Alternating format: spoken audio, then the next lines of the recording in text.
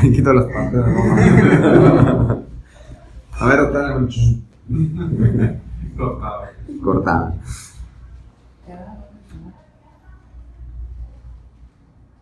Lo pusiste ahí en segunda pantalla.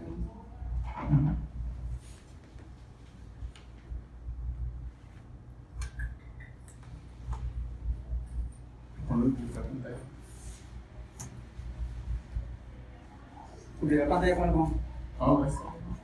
Pero para poner un video. Para poner el video. ¿Se ocupa eso, no? Es que duplicar pantalla, eso sí que no está bien. ¿Cómo no? Y está.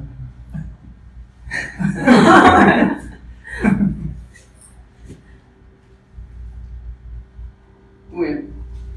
Bueno, otro caso clínico. Mi nombre es, doctor Jiménez, R. Domicilio Interna, y yo, Josué Félix, R. de Carmen. Vamos a dar el caso clínico de la revisión del día de hoy. Bueno, el caso clínico es un paciente masculino de 74 años de edad, residente de Baco, Sonora. Su ocupación es jornalero, actualmente todavía trabaja jornalero, escolaridad primaria, estado civil es casado y practica religión católica. Masculino de 34 años de edad. Antecedentes de los familiares: refiere que su madre falleció a los 74 años de edad por complicaciones de diabetes mellitus. Refiere un hermano con diagnóstico de cardiopatía isquémica. Desconoce el estado actual del resto de los hermanos y tiene 5 hijos aparentemente de buen estado de salud. Nuestra doctora, respecto a este paciente que tiene antecedente de un hermano con cardiopatía isquémica, ¿te gustaría preguntarle algo más? ¿Te gustaría saber algo más de ese hermano con cardiopatía isquémica, con diagnóstico de cardiopatía isquémica? Pues si vive o falleció, y a qué edad le dieron ese diagnóstico. Ok. Entonces, teniendo en cuenta los antecedentes de las familiares como factor de deterioro cardiovascular, ¿puede decir más o menos cuál es la edad que se toma? Bueno, el punto de corte de edad para decir de que ese antecedente tiene importancia en otros pacientes. Por ejemplo, si dijera, ¿no? el hermano falleció a los 90 años de edad por cardiopatía isquémica, ¿tendría importancia en este paciente? ¿Cuál es la edad? Para decir que es que importa que la carga en este paciente. La edad del hermano. No sé cuál es el punto de corte. Yo lo considero por debajo de la esperanza de vida. Tampoco sé exactamente la edad de corte, pero considero que puede ser en el rango considerado que sea un paciente joven, ¿no? Menor de 50 años. ¿Alguno de ustedes sabe cuál es la edad? 55. ¿55 quién? 55 años. ¿En qué? ¿En hombres o mujeres o qué? En hombres. ¿En mujeres? Mujeres de 60.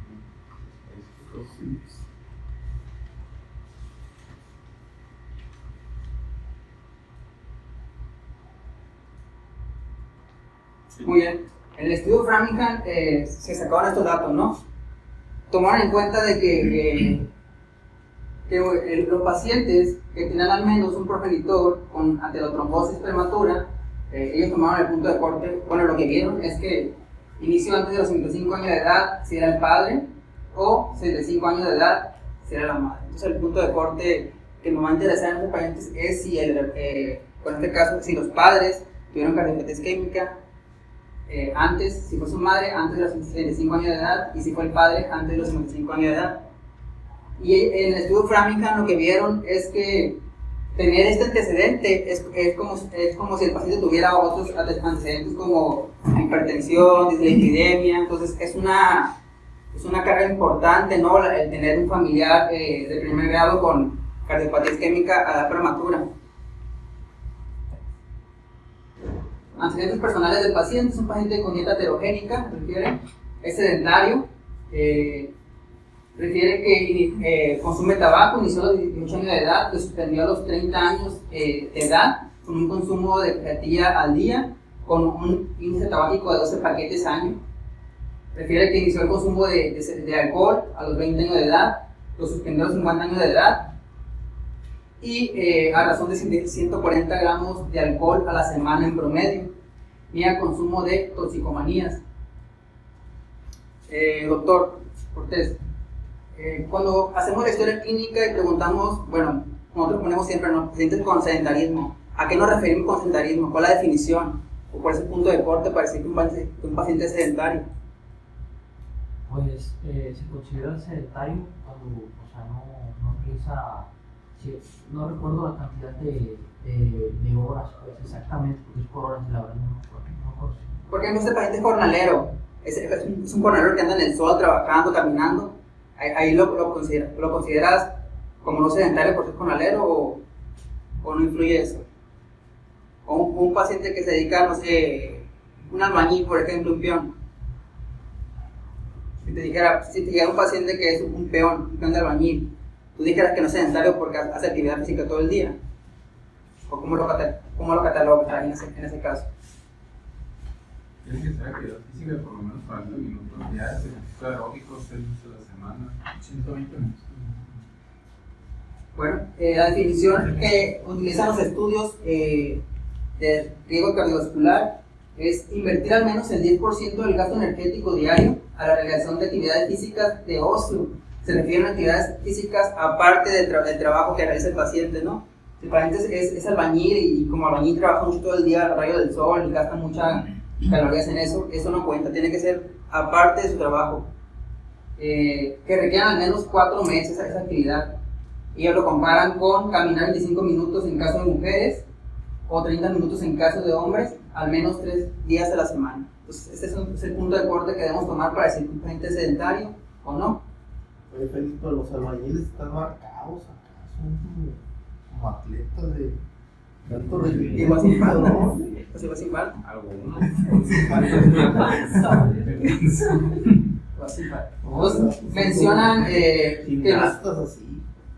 que los pacientes con sedentarismo tienen un hazard ratio en 1.9, o sea, casi el doble de riesgo de presentar un evento cardiovascular. Mucho de eso tiene que ver con el tipo de actividad, ¿no? Una actividad continua. Se refiere a que una actividad continua es la que va a beneficiar al organismo, más que una actividad pausada, que es la que realizan los albañiles, los peones generalmente. Y el índice de paquete año como factor de riesgo cardiovascular en este paciente, en el estudio Intercreate Study, es un estudio de casos y controles. Se vio que el fumar un cigarrillo al día ya confiere un 38% más de eventos cardiovasculares con un solo cigarrillo. Si el paciente fumara 20 cigarrillos al día, aumenta 9 veces el riesgo cardiovascular. Entonces, el índice cardíaco importa, pero con un cigarrillo ya aumenta el riesgo. Antecedentes personales patológicos, el paciente refiere que es hipertenso, diagnosticado en mayo de este año, 2019, en tratamiento con losartán, 50 miligramos cada 12 horas y hidroclorotazida 25 cada 24 horas. Niega quirúrgicos, niega alergias, niega transfusiones. Los medicamentos que toma solamente son los indicados para hipertensión arterial y niega historia cardiovascular previa. Entonces, hasta el momento, ¿qué factor de riesgo cardiovascular tiene este paciente? Doctor Alemán. La hipertensión arterial sistémica, el tabaquismo. La edad del paciente, La edad, pues, ¿a partir de qué edad en hombres el factor de riesgo cardiovascular? Arriba de los 50.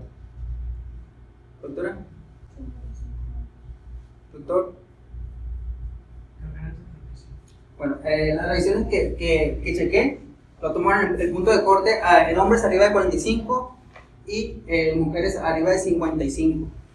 Arriba de 45 años el hombre ya tiene un riesgo casi, aumenta el riesgo de presentar eventos cardiovasculares, ¿no? 45, 55 y con antecedentes de los familiares es 55, 65, ¿no? Son 10 años más. Pues tenemos que es, además, que es hombre, ¿qué más? Es hombre, es hipertenso, es fumador, no sedentario,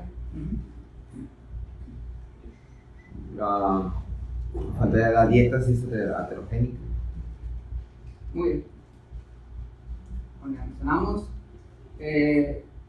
Doctor Paz, ¿cuáles son los factores de riesgo cardiovascular no convencionales? Lo que comentó el doctor Alemán son factores de riesgo convencionales. Entonces, ¿cuáles son los factores de riesgo cardiovascular no convencionales? La dieta aterogénica, Esos son los convencionales o tradicionales. ¿Cuáles son los no convencionales? Doctor. ¿Una alteración anatómica? ¿Es alguna sustancia estimulante o vasoconstrictora también? Los factores de riesgo cardiovascular no convencionales o emergentes. Los no típicos. Pues. Revilla. Creo, lo pregunté. No son los niveles de homocysteína y todo eso. Sí, no convencionales. ¿Cuál otro? Sí, güey. El joven que se había infartado, ¿no? ¿Zulica?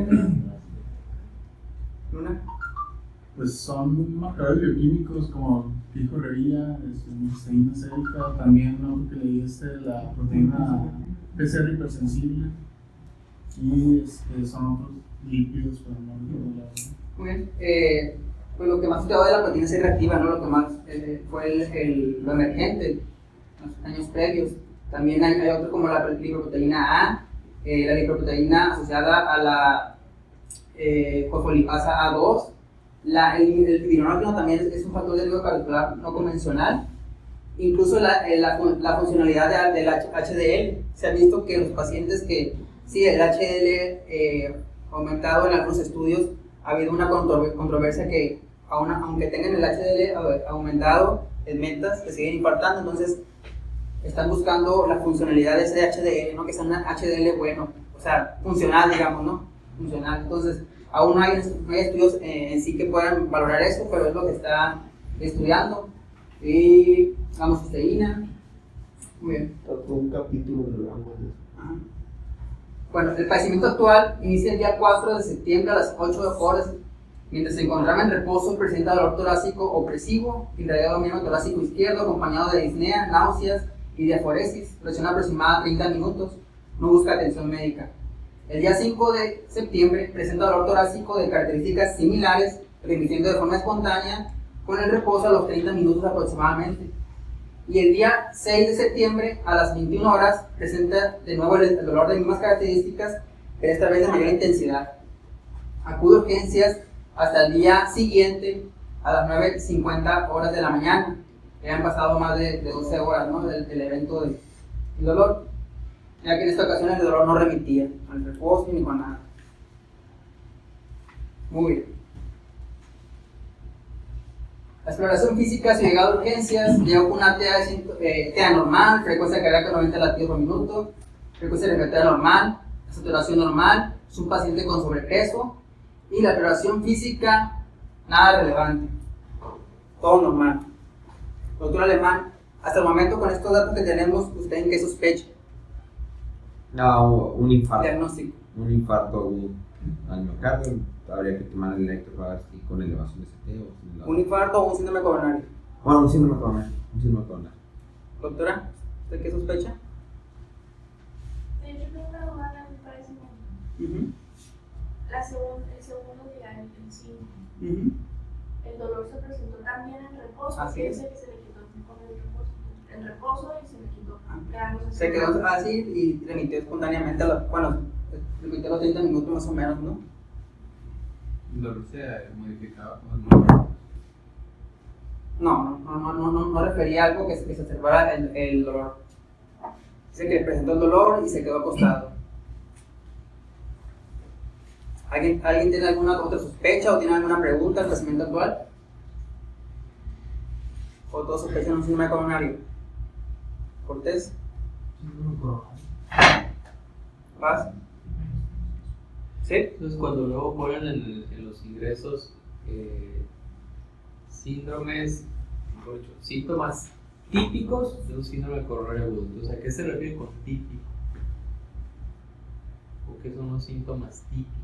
Porque luego con típicos o atípicos, ¿no? Y a veces los atípicos son muy típicos, pero los ponen como típicos. Entonces, ¿cómo es o qué características tiene las molestias o los síntomas que son más probablemente de origen isquémico coronario? Es un dolor retroesternal, Retroesternal, Puede tener orígenes en su escapular izquierda, con relaciones sectoras, puede radiar hacia mandíbula, hacia miembros torácicos. Tiene que tener 3 características para decir que es una angina típica. ¿Alguien la sabe de esas 3 características? Los doctores de medicina interna, Paz. Los criterios de daño. Ajá, ¿cuáles son? Dolor opresivo, que se intensifica el ejercicio y que desaparece al reposo. Muy bien. O con y si tuvieran nada más 2 criterios, ¿cómo lo catalogas al paciente? ¿Cómo catalogas el dolor ese? Atípico. Angina típica. Y de los síntomas, ¿cuál es el más específico que se relaciona con el isquemia? ¿Cuál es que se lo tiene y en todo el contexto dice ¿cuál es el más específico? El más específico de todos. Sí. El dolor. Se relaciona con el esfuerzo. Se relaciona con el esfuerzo. Bueno, ¿cuál es el vaso derecho?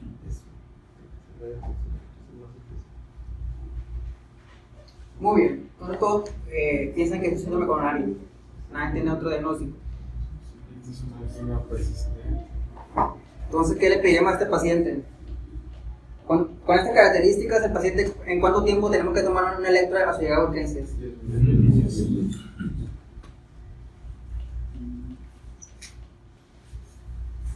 debe estar interpretado. Muy bien. Doctor Alemán, ¿puede ayudarme con ese electro, por favor? Escríbelo. Tiene un ritmo sinusal. Es 300. ¿Seguro? Creo que le veo las P's. Pero... No se ven P's. Doctora.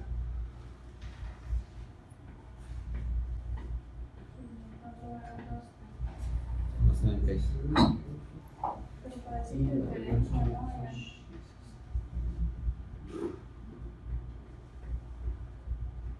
Ah, ahí tienes apuntado, ¿verdad?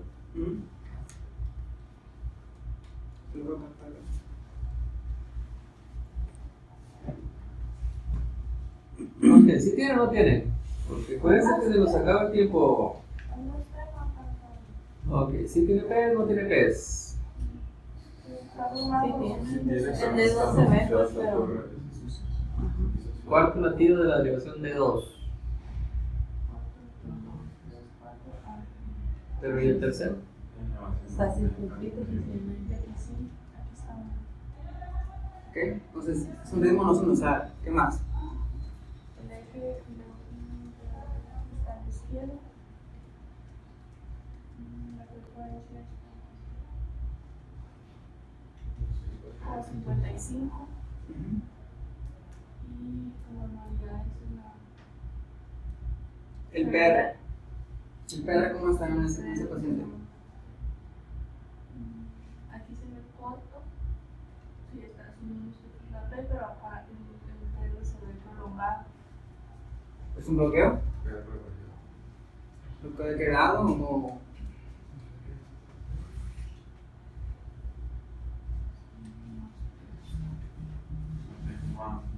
Si este es un café que no conduce y se lo fue alargando, pues sería uno del segundo grado del Pues si vamos al trazo más largo del D2, ¿sí parece ¿no es uno?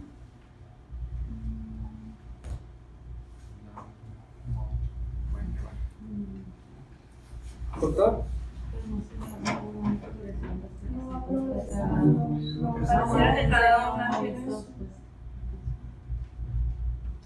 Están diciendo puras cosas extrañas. A ver, demuéstrame con los dos miembros. Mídeme el PP y mídeme el FR. No, mi impresión principal es que yo mido ondas P y mido una onda P allá circunscrita en el QR, es que está muy complejo. Yo pienso que es muy complejo. Ya. Y sé en el... ¿cómo se dice? Estoy buscando una que sea muy fácil de ver. Ya. Listo. Tiene una P aquí. Tiene una P aquí, que está después del QRS. Tiene una P aquí. Tiene una P aquí. Aquí coincidentemente cae antes, que parece conducirse, pero no es cierto. Y tiene otra aquí. Entonces, el PP es regular el RR es regular, pero el PR está disociado. Entonces tiene disociación atrioventricular, ¿verdad? Y la disociación atrioventricular en este caso es un signo de un bloqueo AB completo. ¿Por qué está regular? Entonces el RR y el QRS está angosto. Pero el ritmo nodal. Porque tiene un ritmo de escape nodal. Ahora, no es un Benkevac porque acuérdense que en el bloqueo AB de tipo Benkevac hay latidos en grupo. Es decir, hay un grupito de QRS, luego hay una pausa que es donde viene el bloqueo de la P y luego hay otro grupito de QRS. No es un MOIS 1, por supuesto. Ahora bien, como comentó el doctor, ¿y qué más hay? Además del trastorno de la conducción. Doctor. Sí. Ok, el PR ya vimos que es un bloqueo AB. ¿Qué más sigue? ¿Cuál es la interpretación secuencial del electrocardiograma? Tenemos que ver el QRS, la morfología y la amplitud. Parece que la amplitud está conservada, menor a 120. En la morfología, pues en dedos no alcanzo a distinguir si es una Q pequeña. Amplitud R3 que también tiene una Q. Y AB también tiene una Q. Ustedes están hablando de que hay un infarto antiguo en la cara inferior. ¿Y el ST cómo está? ¿Está normal? En el 3 hay una elevación del ST. Parece un cuadrito también de 2. También hay una elevación del ST. Entonces, ¿cuál diagnóstico del electro? Pues parece que tiene pues, un bloqueo AB de tercer grado con disociaciones auriculoventricular. Más aparte tiene ¿Con ritmo de datos rescate? Con ritmo de rescate nodal. Más datos de un infarto antiguo en cara inferior y parece que está teniendo Pues tiene necrosis, lesión e isquemia subepical en cara inferior. Y el dispositivo predominio D3 aunado al desnivel negativo del D1 y ABL, pues honestamente se habla Con el Y además está bloqueado. Sí. ¿Es un infarto antiguo o es un cambio seguro? Bueno, es un infarto en evolución. Tuvo dolor hace más de 12 horas, ¿no? 13 horas más o menos. pues, más de 3 días, ¿no? Porque empezó el día 5 y se presentó hasta el día 9. Tú a este paciente lo trombolizas cuando llegó a hacer urgencias con dolor, con mucho dolor llegó a urgencias, diaforético, todos los signos de... Porque dices que es infarto antiguo, entonces. ¿Lo trombolizas al paciente? ¿O qué le haces? Puede tener su infarto antiguo y vuelve a estar otra vez. Bueno, no está tan. Por la elevación del ST. ¿Lo trombolizas? Sí, como lo hacemos. Bueno, es un infarto inferior entonces. ¿Qué más le tenemos que hacer a este paciente con un infarto inferior, doctor? ¿Cuál es su nombre, perdón? Juan Carlos Guzmán. Doctor Guzmán. Pues antes escuchamos de un infarto de la coronaria derecha, porque se ve que el 80% de los casos se irradian el nodo AB, entonces habría que tomar derivaciones derechas ahí de momento para valorar también la extensión. A las células. Son esas. ¿Qué le resultó? Que se puede observar.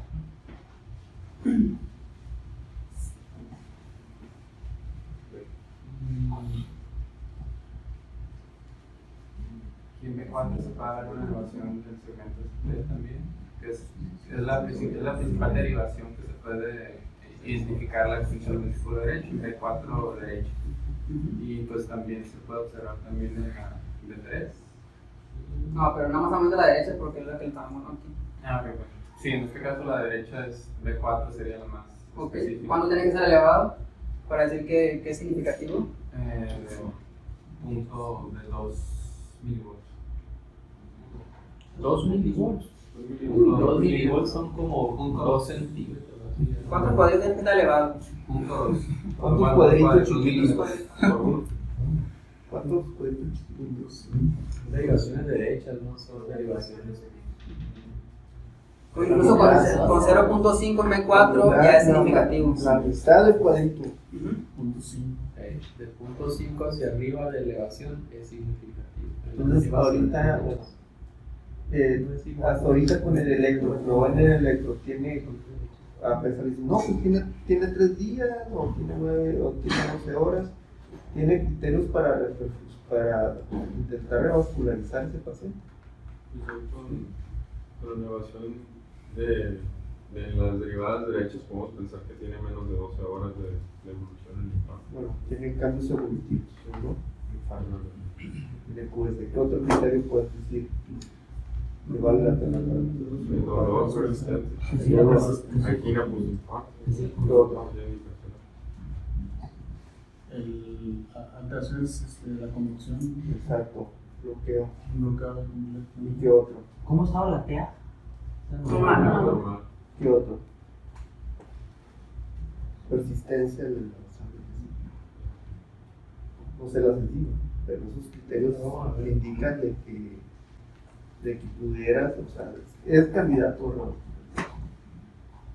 Una cosa muy importante es que tiene alteraciones de la conducción y sobre todo hay que tener en cuenta que el QR es estrecho, ¿no? Y te habla de que es un bloqueo nodal o superficial, y esos son los que se benefician de la reperfusión. En 80-90% de los casos de reperfusión se Muy bien. Tenemos que los cambios en la derecha en el artículo Newland manejan 12 horas. Sin embargo, hay varias revisiones en otras literaturas que mencionan hasta 24, 48 horas. Entonces eso es muy variable, ¿no? No nos podemos guiar tanto por esto, la verdad. Aunque la sensibilidad va siendo menor conforme van pasando las horas. Obviamente ya el trastorno de la conducción puede ser una indicación. Si no tuvieras nada de eso y tienes trastorno de la conducción, pudiera ser una indicación y es como dos autos de... pero no es una clase 1. Muy bien. Y también tomaron derivaciones posteriores. Sí. Bueno, entonces ¿lo trombolizan o no trombolizan ese paciente? No están aquí en Obregón, están en El Dorado, Sinaloa. Sí. ¿Tienen estreptoquinasa? Sí. ¿Trombolizan? Aunque ya no tengo, llegó a urgencias, le pusieron nitratos y ya no tiene dolor, está estable, tiene bloqueo, nada más, ¿lo trombolizan o no? ¿Y cuántas horas después? 2 horas y media. 12 horas y media. 12 horas y media.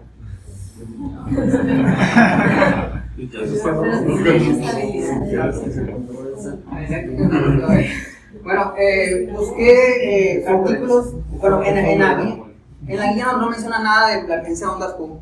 Si recordamos, las ondas Q varía mucho la progresión eléctrica del infarto en los pacientes, porque tiene que ver mucho con la fisiopatología de la placa, ¿no?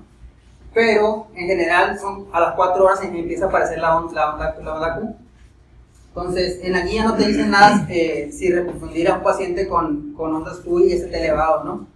Pero busqué literatura. En el 2017 salió un artículo en el cual hacen una revisión de los pacientes que son llevados a trombolisis, en este caso, a fibrinolisis, con presencia de onda Q, pero con ST elevado y síntomas. Entonces, en esta revisión llegaron a la conclusión que estos pacientes que se llevaron a fibrinolisis con ondas Q ya no tenían mucho beneficio, porque se van a complicar, van a ser choque cardiogénico, van a ser falla cardíaca, posterior a la fibrinolisis no hay un mayor beneficio, pero pues no todo está escrito, ¿no? En esos artículos se vio eso, que si tienen ondas Q ya bien establecidas, porque son ondas Q pues profundas, ¿no? Si vemos ondas Q profundas, sobre todo en D3, ¿no? Entonces ahí se tiene que valorar, ¿no? en especial, pero en sí, si ya tienen ondas Q el paciente y ya tienen más de 12 horas, pues el beneficio de la fibrinolisis es dudoso, incluso les va mal. La guía que dice en cuanto a la revascularización. Ahí se ve, claro. ¿Cuáles serían los criterios para revascularización? no hablamos de ICP o de reversión. O sea, lo que te dije, ¿no? Persistencia, resistencia, dolor, persistencia de enzimas cardíacas elevados que no vayan hacia abajo. Y pudiera ser, aunque no es indicación placebo, ¿no? Trastorno de la conducción y obviamente inestabilidad hemodinámica. Otra cosa que debemos tomar en cuenta, bueno, a mí me parece, ¿no? Que el paciente ya tiene cambios en la onda T, ¿no? A nivel de la T que se está invirtiendo, entonces eso nos habla de que el evento agudo ya fue más de 12 horas. Entonces eso nos puede ayudar a tomar decisiones, ¿no? También los cambios en la onda T. Y que te puede apoyar para definir la temporalidad del infarto.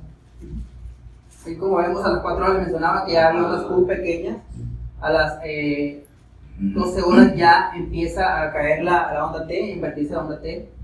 Y si se dan cuenta, este paciente empezó con dolor 2 días previos, ¿no? Estuvo con angina, incluso el dolor le duraba 30 minutos.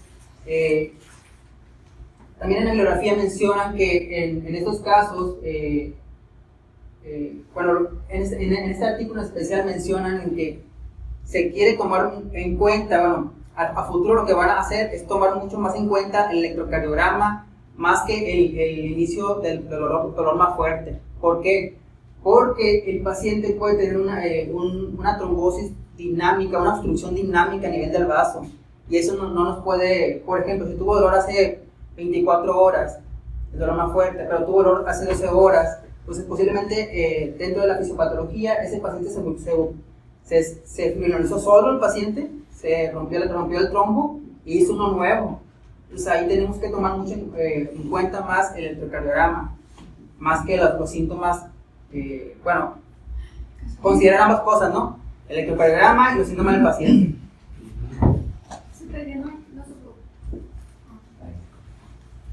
Bueno, doctor, en caso de decidir finalizarlo, porque estás enendolado, no tienes cárter ni nada, ¿no?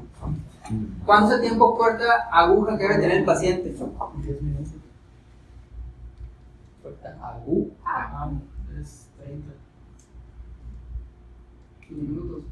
¿Y cuánto es el tiempo máximo para realizar una fibrosis en este caso, no síndrome con elevación? Son 6 horas. El máximo, que dice la guía. Doctor Cortés, Eran 3 horas, ¿no? doctor Paz, ¿cuánto tenemos para trombolizar? ¿Cuánto tiempo te dice la guía? Doctor. Muy bien. Aquí tenemos este esquema, ¿no? Te menciona que llega el paciente a urgencia, tenemos 10 minutos para tomar el electro. Si decidimos trombo, bueno, hay dos cosas. O tenemos capacidad para hacerle una ICP o no. Si tenemos capacidad para hacer una ICP antes de los 120 minutos, se traslada al paciente al centro de ICP. Si vas a tardar más de 120 minutos en hacerle la ICP, tienes que hacerle la fibrinolisis, ¿no? Y tenemos un tiempo puerta aguja de 10 minutos. Entonces tú tomas el electro en 10 minutos y antes de 10 minutos tienes que estar dándole el fármaco. Se le pasa el fibrinolítico y lo ideal es trasladarlo a, bueno, tenemos que ver primero si cumple o no con criterios de reperfusión, ¿no? Si no cumple con criterios de reperfusión, tenemos que mandar un centro de ICP para que le hagan una ICP de rescate. Y en caso incluso de que no cumpliera con criterios de reperfusión, lo ideal sería mandarlo a un centro de ICP para que le hagan una estrategia fármaco-invasiva en un mundo ideal, no en Europa. Aquí ya tenemos que valorar varias cosas. Siempre tenemos que valorar si no tuvo complicaciones al momento relacionadas con el fibrinolítico, ¿no? Pero en sí son los tiempos, ¿no? Ver si se puede trasladar a un centro de ICP en menos de 120 minutos o no. Y si no, realizar fibrinolisis. Valorar a los 90 minutos si tiene criterios de repercusión. ¿Cuáles son, doctor Paz? Criterios de repercusión de trombolisis. Sí, que haya regresión del ST y... ¿Cuánto? ¿Cuánto? ¿Qué porcentaje? Más del... no me acuerdo. Doctora. Un descenso del nivel positivo del ST arriba del 50%,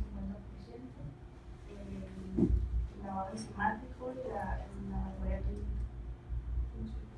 Entonces, criterios clínicos, clínicos electrocardiográficos, desnivel que disminuya la elevación del punto J, un 50%, ¿qué más? Y los matadores. No. Todavía estamos en eléctrico. Presencia de extrasístoles también. Extrasístoles, el otro. Arritmias de Arritmias. Exactamente. Y el lavado enzimático. ¿En qué consiste el lavado enzimático? Se liberan el tejido afectado que está que estaba isquémico, pues al momento de reperfundir se liberan la circulación sistémica de las enzimas cardíacas que se encontraban tapadas. ¿Y eso qué me indica? Que reperfundió. No, pero ¿en cuánto tiempo? O sea, ¿yo cómo voy a saber que sufrió un lavado enzimático?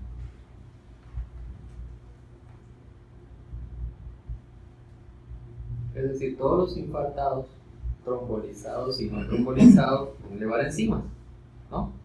La cuestión es en qué tanto tiempo llega el cenit de la elevación enzimática y a partir de qué tanto tiempo empieza la disminución en los repercutidos y en los no repercutidos. Y no va para arriba, ¿no? ¿En qué momento sabes que ya se normalizaba, no van para abajo? Que a partir de un momento dejaron de elevarse. ¿Alguien de los CRM que ayude? Pues se toma en cuenta el tiempo del punto máximo de elevación. Para troponinas en general son 24 horas y para CK o las indirectas son 12 horas. Entonces el lavado enzimático va a hacer que ese punto máximo lo haga a la mitad del tiempo antes. Entonces para las indirectas son 6 horas y para troponinas aproximadamente 12 horas. Así vas a saber que cuando empiecen a descender que ese fue tu acné, la elevación máxima. Muy bien. Y tenemos este cuadro, esta imagen de la guía europea, en el cual tenemos, en este caso, como ya comenté, si no se puede hacer ICP en menos de 120 minutos, se tiene que hacer fibrinolisis. En este caso, le encontramos un paciente que ya tiene más de 12 horas después del evento, ¿no? La guía recomienda ICP en las primeras 24 horas a este paciente. Y en este caso porque está sintomático, ¿no? Está sintomático, entonces recomienda ICP. Pero si fuera un paciente asintomático después de 12 horas, la recomendación baja a 2A. Entonces, como se puede hacer o como no se puede hacer, ahí tenéis que valorar ya.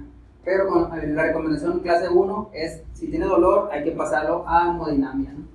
Es importante ver ahí, ¿no? En las primeras 2 horas de los síntomas, tanto ICP como fenolisis indicación no. Tienen casi, bueno, ponen ahí como igual peso obviamente, igual peso, pero cualquiera de los dos que se hagan es súper, tienen casi tienen el mismo peso en las primeras 2 horas. O sea, si se usa fibrinolítico las primeras 2 horas, les va a ir muy bien. Y estas son las enzimas que se tomaron a su llegada, pues como hay una elevación franca, ¿no? Y vemos como ese mismo día a las 4 de la tarde ya estaban en descenso las enzimas. Al siguiente día ya se ven claramente ya descendidas, ¿no? Las primeras enzimas que tienes ahí son a la llegada del paciente, que fueron ¿cuántas horas después del acné del dolor? Más o menos un poquito entre 2 y 3 horas. Vamos, porque te quedan 13. Muy bien, entonces le hacen el cateterismo cardíaco, ese día a las 11 de la mañana, tronco coronario sin lesiones, una DA con una lesión del 70% segmento medio, un ramo diagonal igual enfermo del 80%, coronaria derecha dominante con una oclusión trombótica del segmento proximal con flujo TIMI 0, se le realiza una ICP a la coronaria derecha, durante el procedimiento hace un fenómeno, amenaza de fenómeno no reflow. Fenómeno de no reflow. Lo manejan con adrenalina, adenosina y terofiman, con un flujo final de TIMI 3, posterior a las maniobras, 80 mililitros de contraste y pasa a la unidad coronaria. Tenemos en cine. Sí.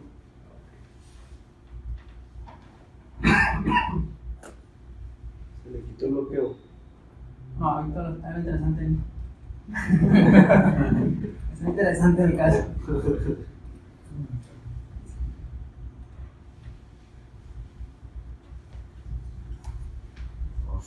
¿Cómo lo hago para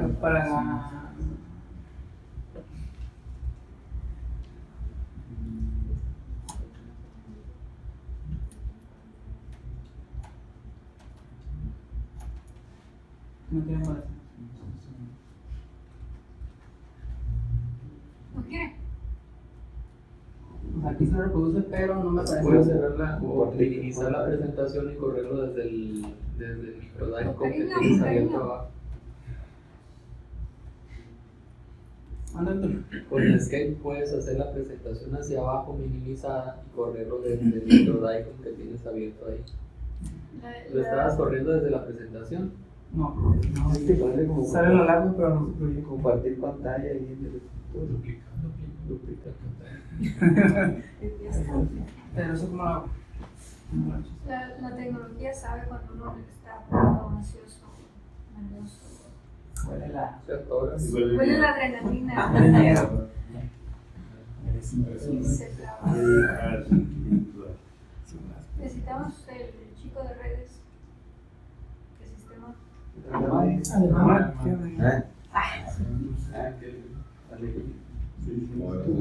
Siempre hay alguien que sabe más de computación. ¿Quién es? Camarógrafo únicamente.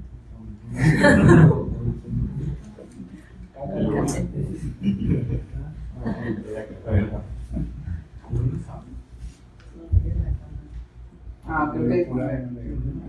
Póngale stop, doctor, que Ah, no vean las sí, fallas no, técnicas, la grabación, doctor. Ya sé. No, le editamos, no se apure. Tengo un programa para editar. Fallas técnicas. Oh. Es una carne asada. No más. Dale desde arriba, dale clic a la primera, ahí. Eso es. Puentón muscular tiene la DEA. ¿Quién está rotando hemodinámica? Mira, O sea, ¿y dónde está? tiene buena. La DEA tiene un puente más grande que el de San Miguel Zapotitlán. Es el estrechamiento sistólico de la DEA. Y vemos cómo la coronaria derecha se llena por tubo retrógrado. Un futuro hemodinamista. A ver, Hugo, Este es el Mickey. este puente. Descríbelo. Esa pues es una proyección API donde se mira en la descendencia anterior. Con un catéter clic, abordaje radial. Con Otra imagen, pero no. radial izquierdo, no derecho. Donde la veas en porción media. Es media. Pues aquí es una lesión proximal, Y después de la primera diagonal. Después de la primera central. Próximo medial. Ay, sí, antes de la primera central. Es una lesión significativa, me parece de 50-70% de porción más derecha.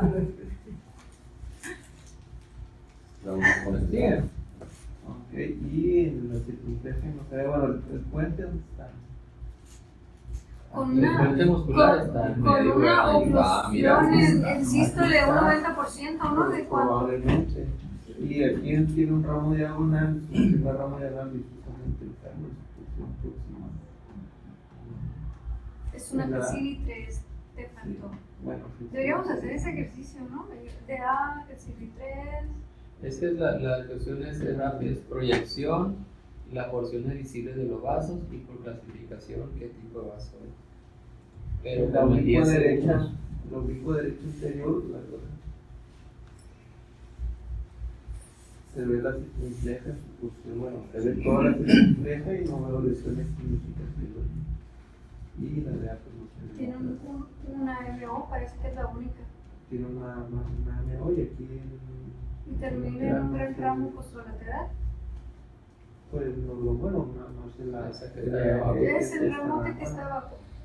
No es, termina pues en un...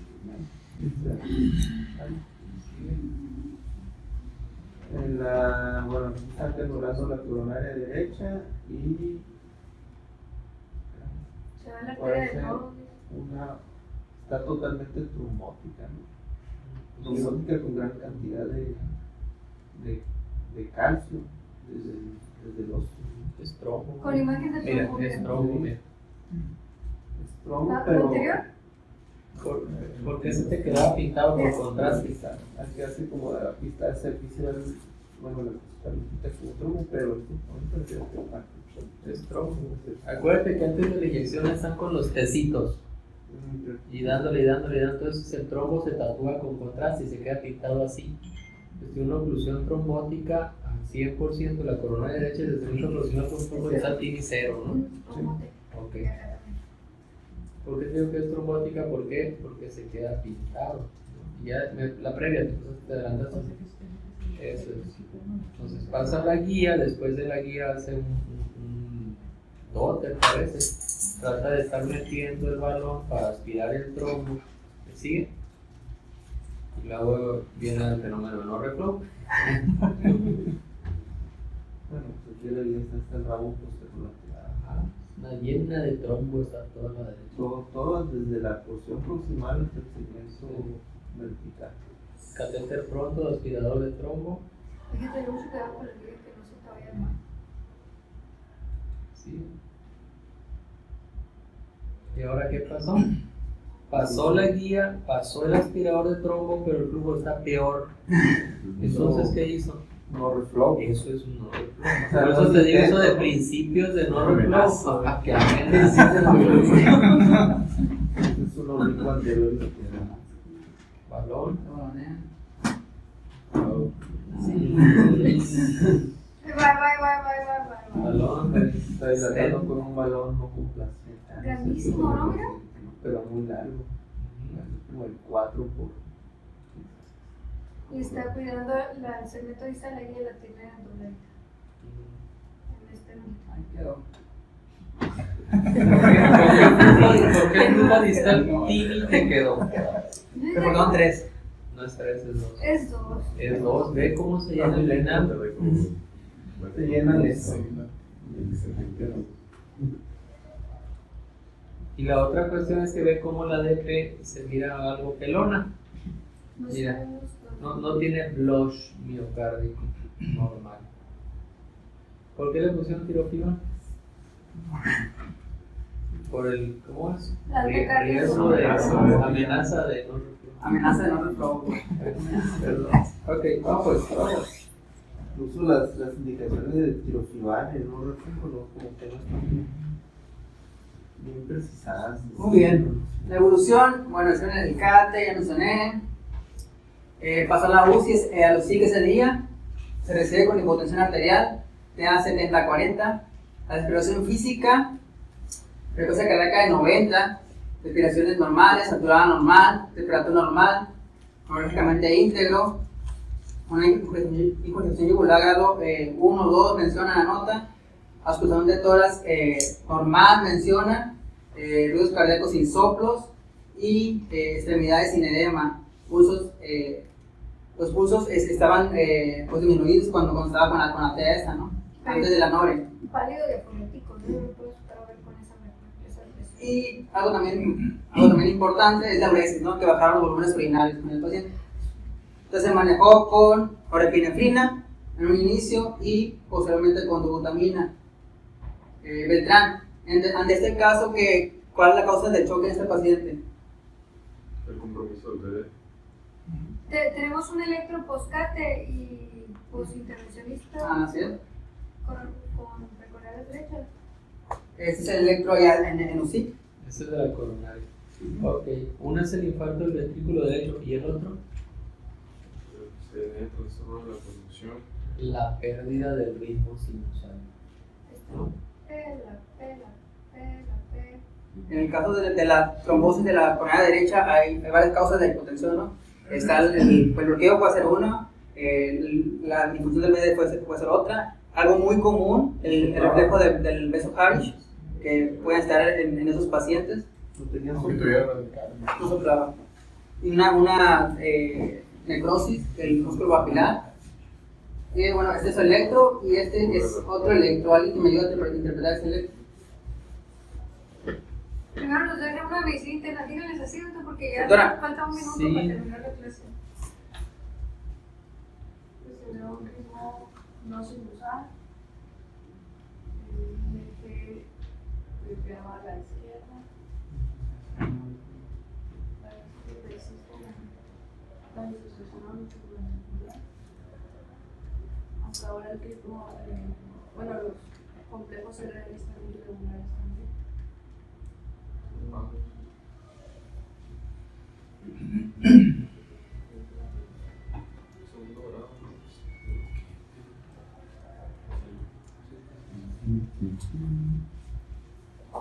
Ya no se ve la elevación del segmento de la frente. Ya tiene necrosis completa ahora sí. ¿Y qué le pasó a las P's?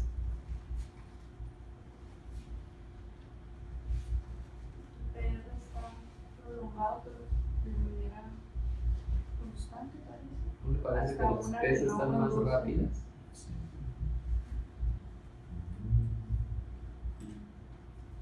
Pues fíjese que Aunque este hay sigue dos, PP. Pepe que anda también. No tenemos un dedo largo. La que cae en la T. Este electro no. También le pareciera como si fuera un...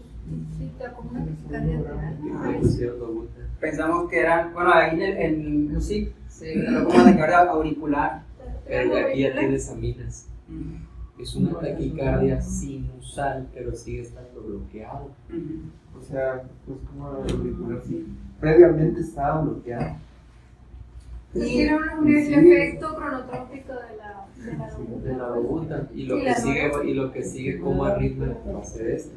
Y este es el siguiente electro, evoluciona a FA, paciente, Claro. en los siguientes días.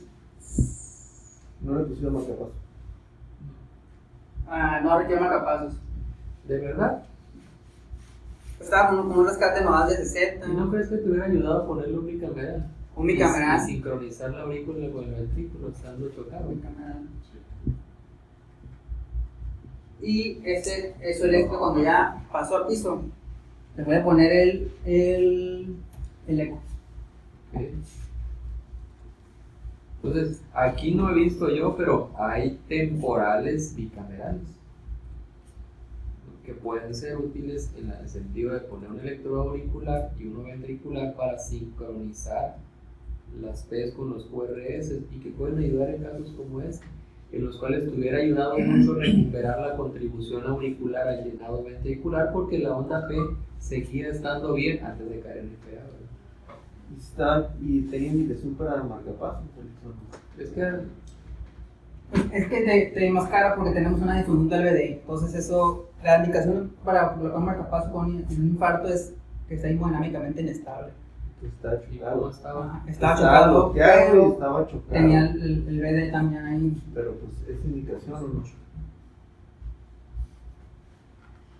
Sí, aparte, como comenta el doctor, el marcapaso bicameral es como un tratamiento para el BD, para el infarto del BD. Manda que va a estar muy difícil ponerle. Sobre todo Bueno, por más algo de la esquina, dependiendo ¿verdad? de la precarga y la frecuencia para mantener su Entonces gasto. tenía indicación de marcapasos.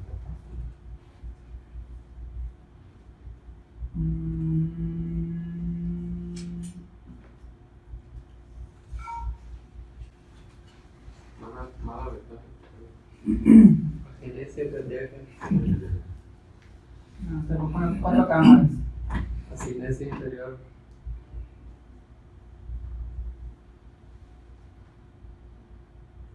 ¿Alguna R1 que nos ayude? Oye, que esté rotando el eco. ¿Quién está rotando el eco? El séptimo es la función. Bueno, primero vista. Es Este es la- una aplicar picada. 4 cámaras, Ajá. donde podemos evidenciar alteraciones en la movilidad segmentaria, Arriba vemos los ventrículos, abajo los auriculares. sobre todo el infero C.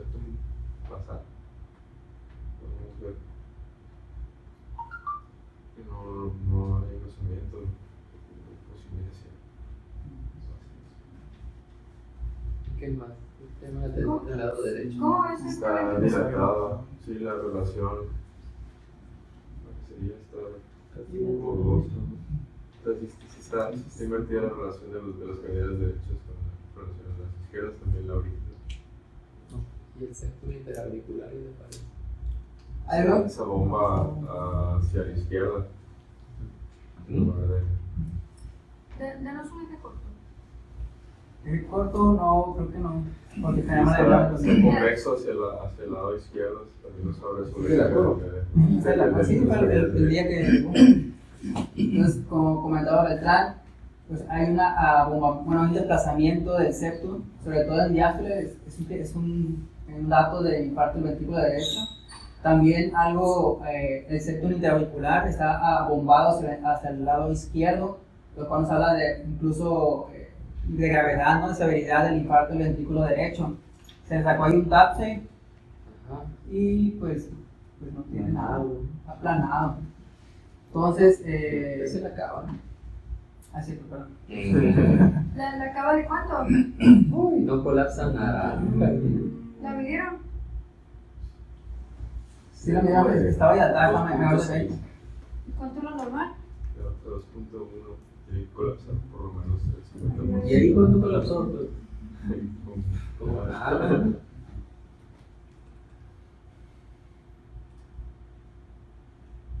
Ahí está. Es un TAPSE muy pequeño, ¿no? ¿TAPSE de cuánto? Como de 5, Como ¿Cuánto es lo normal? 3 TAPSE. Más de 17, ¿no? Ah, dice normal, tiene 3, O ese de cuspidia más de. 9. Ahora, y esto es una cosa interesante. Si usted, los recientes medicina, si vieron ese ventrículo derecho y esa aurícula derecha, cómo está y cómo está la cava inferior, y a este paciente, supongo yo, le pusieron de perdido catéter venoso central diciendo que llegó chocado, ¿en cuánto iba a salir la PVC? Probablemente la segunda llevaba 15. Iba a salir la PVC incrementada, no iba a ser la PVC aumentada por disfunción del ventrículo derecho. Y uno de los errores muy comunes es luego pegarle una infusión de diurético que para que orine. Además, en este caso, ¿cómo esperarías en un paciente con un infarto del ventrículo derecho? ¿Cómo esperas encontrar los campos pulmonares? Está chocado el paciente, ¿no? Con choque cardiogénico y tiene compromiso del ventrículo derecho. Debería encontrarlo normal. Porque estaría, bueno, porque no habría congestión pulmonar. No llegaría la sangre por la arteria O pulmonar. sea, del ventrículo derecho, ¿no? Habría más datos del lado derecho del corazón. Bueno, se vio, esta es la placa a su ingreso, como 2 horas después de su ingreso. Es muy mala técnica, pero la auscultación tenía campos pulmonares limpios. Y pues, será todo el caso. Es Para eso es un clave derecho.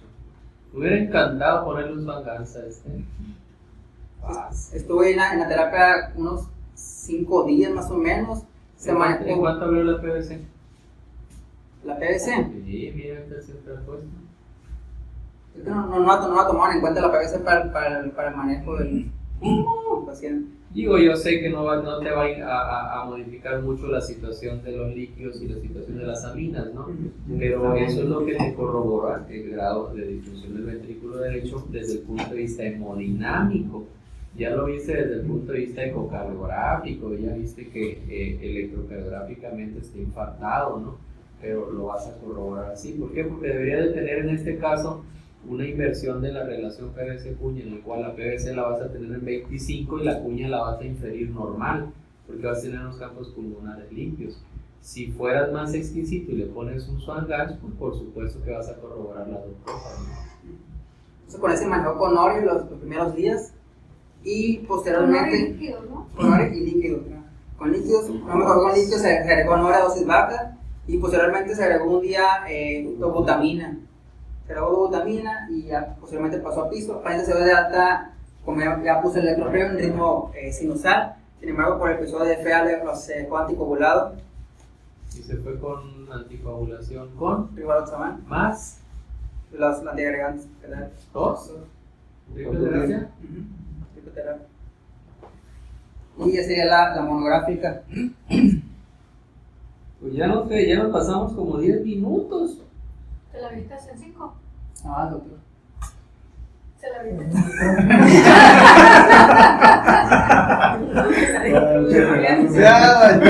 Está bien, no es viernes, ándale ya, síguele, doctorando, suba, trépese para allá. Entonces, ¿a cuánto tiempo se le quitó el bloqueo? Pues se duró como unos 5 días con el bloqueo. El bloqueo completo. 4 días más o menos se duró. 2 días desvelándose. Lo que yo entiendo es que la verdad son muy tibios. Me hubiera puesto el marcapaso. No, lo que pasa es que a veces yo siento que son, no sé si muy tibios o no aprovechan todas las cosas que tienen, ¿no? ¿En qué sentido? ¿Cuánto sacó de índice cardíaco? ¿Y cuánto sacó de gasto cardíaco? ¿Y cuánto sacó de PVC al ingreso cuando entró la terapia y cuando salió de la terapia? El gasto estaba normal. O sea, el Con 60-40 de presión. Ah, estaba chocado, perdón, estaba chocado. Entonces, la cuestión de tenerlo en la coronaria no es tenerlo acostado nomás allá. A ver si se le quita. Bueno, A veces se le quita, ¿no? Yo tengo una duda. En este caso, como aquí nada más tenemos marcapasos temporales unicamerales, Sí, ponerle un unicameral le va a tumbar la... es igual. No, ¿por qué? Porque ahí está latiendo el ventrículo por sí O sea, solo. no serviría de nada, ¿no? Tendría No. que poner un doble En todo unicameral. caso, sí. Porque igual la vamos a poner marcapasos y la vamos a poner con una frecuencia de 60, que es lo que tiene el paciente. No tiene sentido. En lo que te podría ayudar en todo caso es de que si tú crees que el paciente tiene riesgo de hacer asistolia, te va a proteger. Pero allí da la impresión de que el bloqueo es suprafisiano porque tiene un ritmo de rescate bastante bueno y angosto, ¿no? Bueno, me aguanto. Entonces, también llama la atención porque hacía frecuencia cardíaca hasta 80-90, como si fuera un ritmo rápido de la unión. A veces así lo No se hace, radicalizaba. sobre todo con aminos. Más 5 horas No, era bajo de 50. 60. 50 llevaba. Pero imagínate que hubiera tenido un bloqueo de RAM. Ah, pues. Ay, Sí, un bloqueo de RAM. Únselo porque. sí, claro. Y si es inferior, Es lo que te digo, o sea, Ajá. Bueno, iniciamos con un poco de historia, ¿no? Hace 75 años, antes de... Esta cosa rápido, nada más. En la epidemiología tenemos una incidencia de 14 a 60% en lo que son infartos posteriores. Y un 50% en inferior agudo. Lo que es un infarto del ventrículo derecho aislado, pues es una entidad muy rara, ¿no? Menos del 3% de los infartos derechos. Con respecto a la fisiopatología, partiendo de lo que es la anatomía coronaria, pues lo que es lo que sale, lo que es involucrando de la coronaria derecha, sale lo que es la arteria del nodo sinusal. Y obstrucciones a nivel proximal nos van a dar la mayoría de las alteraciones de la conducción, ¿no? Y algunas se van a dar por el mismo estiramiento y la sobrecarga de lo que es la aurícula derecha, como las fibrilaciones auriculares. de buenas que no se le salió el forame. Se llega a abrir el forame Entonces, global y se hace Pues las conducciones, la literatura revisada nos marca que pues muchas veces no son persistentes, pueden durar 24 horas. El diagnóstico, ¿no? Con respecto al diagnóstico, pues lo que son los signos de angina, ¿no? Son los que van a estar y se va a ir acompañado pues de los signos clínicos que se dan por la sobrecarga diastólica y la disminución de las presiones sistólicas. Va a haber un pleura yugular en el paciente, lo que se le conoce como signo de Kussmaul. A la inspiración va a haber mayor aumento de la pleura yugular, hipotensión arterial, bradicardia o bloqueo auriculoventricular por el involucro de la arteria del nodo sinusal, insuficiencia tricuspidia, galope ventricular y pulso paradójico, un descenso de 10 milímetros de mercurio en la presión arterial con la inspiración. Son datos que van a acompañar a la angina en un infarto del ventrículo derecho. con los datos clínicos y sospechando de ellos, pues vamos a usar el electrocardiograma, ¿no? Aquí nos muestra la relación de las caras del corazón con respecto a las derivaciones precordiales. Entonces, pues para ver lo que es la cara libre del ventrículo derecho, pues vamos a usar las que son las precordiales derechas. Cuando hay alteraciones en el ST, en lo que es la cara inferior, pues la recomendación es tomar las derechas, ¿no? En todo momento. Y nos comentan las derivaciones de Medrano, que son derivaciones abdominales.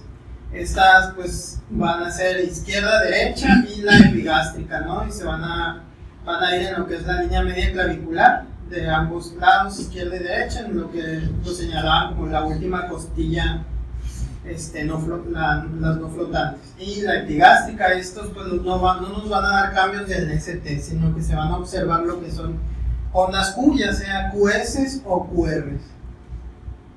Y pues nos van a interpretar lo que es la parte inferior del ventrículo. Y los signos electrocardiográficos que vamos a encontrar pues van a ser descensos del ST en la derivación 1 y ABL, y ST elevado en B4R. En B4R, que es la más sensible y específica. Con 0.5 milímetros ya es una sensibilidad del 83% y una especificidad del 77%, y que va en aumento mientras más pronunciado sea el supradesnivel. En lo que son las derivaciones de 3 y de 2, refiere que la elevación del ST va a ser mayor en D3 que en D2. Esto nos tiene que dar alta sospecha de que se haya sido con extensión hacia el ventrículo derecho. No, es la corona derecha. Cuando es mayor de 3. Y pues otros signos que vamos a encontrar electrocardiográficas va a ser pues una elevación del ST en ABF, que va a ser mayor y relacionada con un descenso en B2. Y puede haber elevación también en lo que son infradesnivel en lo que es B6, y pues son, en resumen, son esos. La elevación del punto J en la B4R, ¿por cuánto tiempo? Son transitorias. En la literatura que revisé decía que de 24 a 48 horas persistía la elevación de... La que yo leí no menos de 12. El Simon dice menos de 12. Simon venía del 2003. La otra. ¿Pero ninguna? Menos de 12. Sí. Bueno, otros auxiliares de diagnóstico pues sería el ecocardiograma, pues, en la que nos va a permitir medir la extensión del infarto, ¿no? Se va a observar el ventrículo derecho